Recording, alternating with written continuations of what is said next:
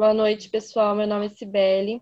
Atualmente eu trabalho na atenção primária à saúde como técnica de farmácia. Estou nessa área há um pouco mais de 2 anos. Meu nome é Kleber, trabalho na drogaria em dispensação de medicamento há aproximadamente 10 anos. A Cibele vai falar um pouquinho sobre o nosso trabalho. O nosso tema é sobre o uso de oseltamivir em paciente com Covid-19. E a nossa orientadora é a professora Luciana Cristina Pimentel. O objetivo do nosso trabalho foi compreender o uso do oseltamivir em pacientes infectados pelo vírus do SARS-CoV-2. O nosso trabalho foi realizado através de uma revisão de literatura, onde essas buscas foram realizadas no Google Acadêmico, nos idiomas de português e inglês, no período de dezembro de 2019 a maio de 2020. Os fatores de inclusão foram artigos que continham definições, dados epidemiológicos, terapêuticas medicamentosas, e os fatores de exclusão foram aqueles que citavam brevemente o Covid-19 ou SARS-CoV-2, sem explorar o uso do oseltamivir. O Covid-19 é uma doença causada pelo vírus SARS-CoV-2, né? É muito importante a gente entender o que significam essas duas palavras. Covid-19 significa coronavírus 19.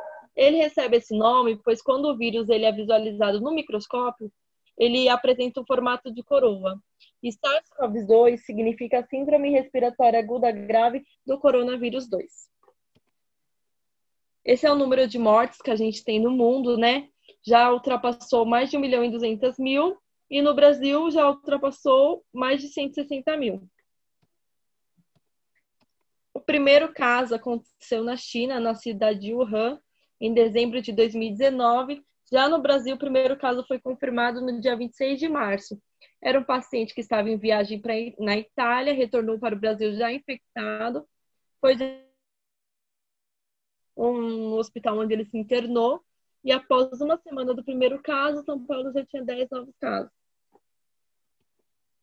De acordo com a OMS, pandemia é o surgimento de uma nova doença que acomete diferentes locais e é caracterizado pela disseminação em diferentes continentes. A pandemia do Covid-19 foi decretada no dia 11 de março de 2020. Pensou-se, né, em utilizar o oseltamivir para o tratamento do Covid-19, pois, a princípio, os sinais e sintomas eram muito parecidos com o da síndrome gripal, que é a tosse seca, a fadiga, a febre. O paciente pode apresentar coriza, dor de garganta, a perda do olfato, paladar, que são sintomas muito parecidos com o da gripe e resfriado, né? Por isso é muito importante o paciente estar procurando um atendimento médico para que ele possa melhor avaliá-lo. O diagnóstico ele é realizado através, né? Primeiro o médico avalia os sinais e sintomas, né? Que é o exame clínico, e se necessário ele pode estar solicitando o teste rápido, que identifica o IgM e IgG. E nós temos o teste de PCR também. Lembrando que esses dois testes, eles são feitos quando o paciente apresenta sinais e sintomas, né? Quando algum familiar dele já apresentou esses sintomas, já foi diagnosticado com Covid-19, após os 10 dias do contato com o familiar, o paciente ele pode estar procurando uma unidade de saúde para poder realizar o teste sorológico, que é aquele que a gente faz para saber se a gente já possui o anticorpo contra o vírus, né?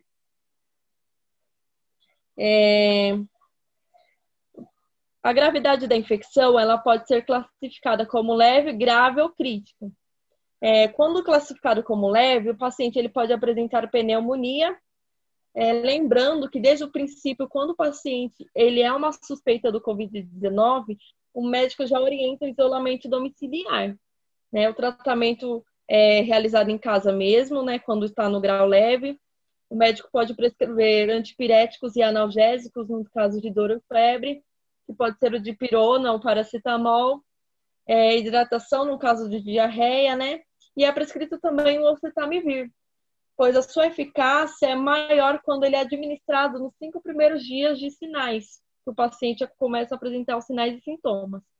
Já no caso grave, o paciente apresenta dispneia, e nesse caso ele pode ser internado na enfermaria, onde ele recebe oxigenoterapia e pode ser prescrito também o oseltamivir a cada 12 horas e também, se necessário, algum antibiótico, né?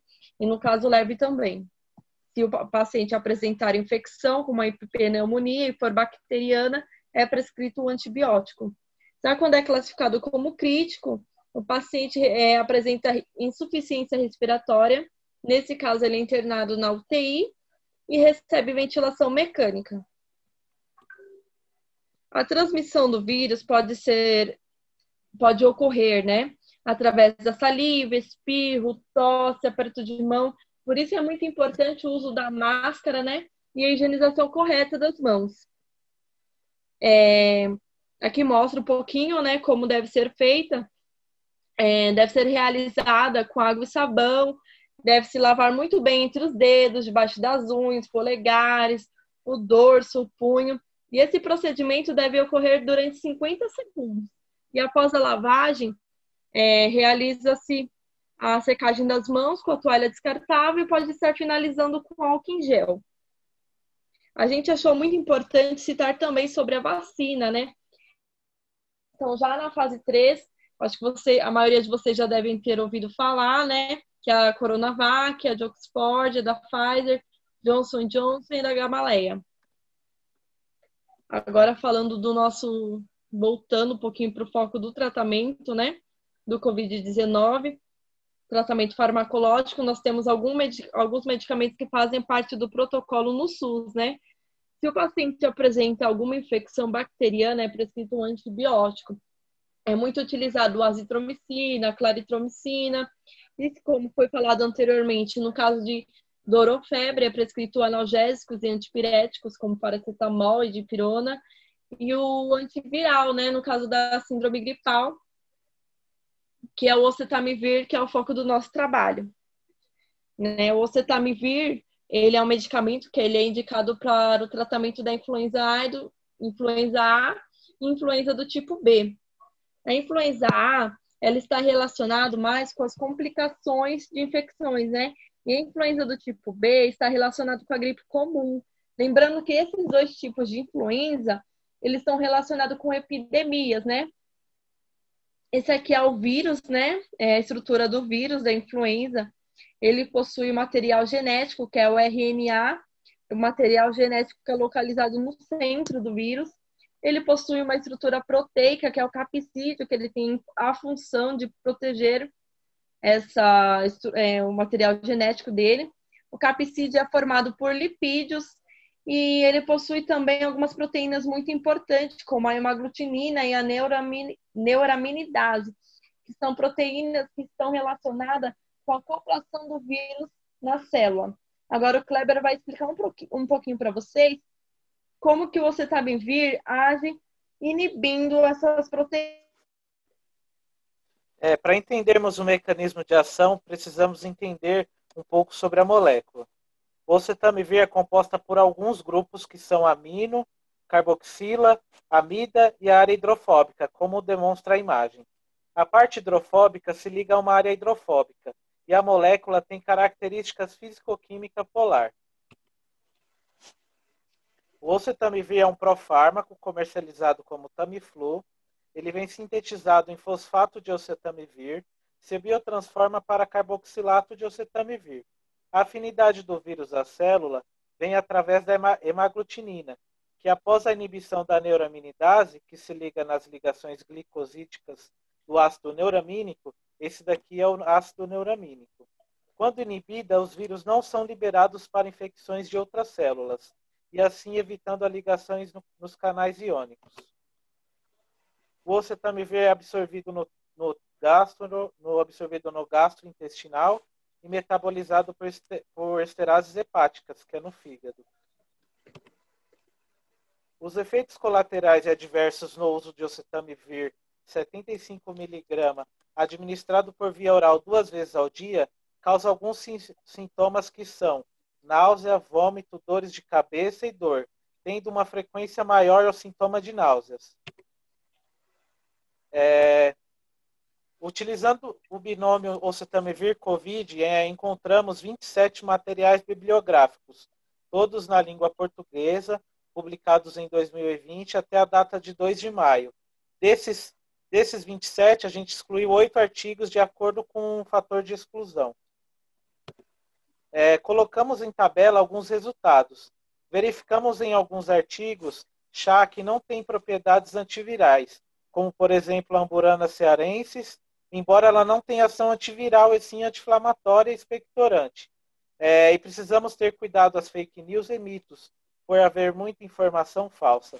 Identificamos também que não há comprovação que o oseltamivir tem eficácia contra o vírus SARS-CoV-2 e as medidas terapêuticas dependem dos sinais e sintomas do paciente. Os tratamentos farmacológicos consistem na associação do oseltamivir com antibióticos, como, por exemplo, azitromicina, claritromicina, ceftriaxona. Em infecções bacterianas, lembrando que são os pacientes que possuem infecção oportunista. E houve relatos que apresentam uma co-infecção por influenza A e B. E não há estudos da contraindicação do oseltamivir em gestantes.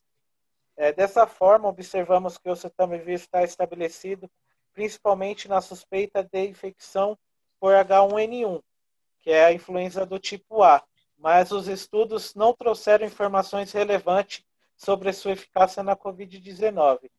Eu queria agradecer a todos que se encontram na banca examinadora e muito obrigado.